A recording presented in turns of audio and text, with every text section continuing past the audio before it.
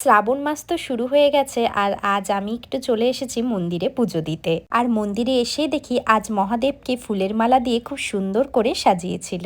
So hey everyone, আমি মিতা আর আমার ছোট্ট একটি মিনি ব্লগে তোমাদের সকলকে স্বাগত।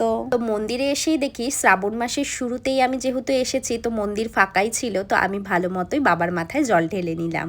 আর মহাদেবের কাছে আসাটা কিন্তু একেবারে মহাদেবেরই ইচ্ছা, তাই হঠাৎ করেই আমাদের এই প্ল্যানটা হয়ে যায়। আর দিদি যেহেতু কিছুদিন পর চলে যাবে, তো আমরা দুজনে মিলে ঠিক করলাম যে আজ একটু মন্দিরে ঘুরে আসি। তো সেই মতোই আমরা সকাল সকাল চলে আসলাম। ভেবেছিলাম তো প্রচন্ড ভিড় হবে যেহেতু এখন শ্রাবণ মাস চলছে, কিন্তু মন্দির কিন্তু একদমই ফাঁকা ছিল আর আমরা খুব সুন্দর করে পুজো দিতে পেরেছি।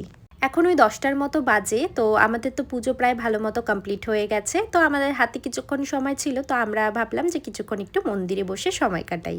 আর এরকম মাঝে মধ্যে মন্দিরে এসে সময় কাটালে কিন্তু সমস্ত নেগেটিভিটি যেন দূর হয়ে যায়, মনটা বেশ ভালো লাগে। তারপর মন্দির থেকে বেরিয়ে আমরা দুজনে মিলে চলে গেলাম একটু খাওয়া দাওয়া করতে। আর পুজো দেওয়ার পর এরকম দোকানে ঢুকে যদি লুচি পুরি নাই খাওয়া হয় তাহলে তো আমার মনে হয় পুরো জিনিসটাই অসম্পূর্ণ থেকে যায়। So that's it for my today's mini blog. চলো টাটা।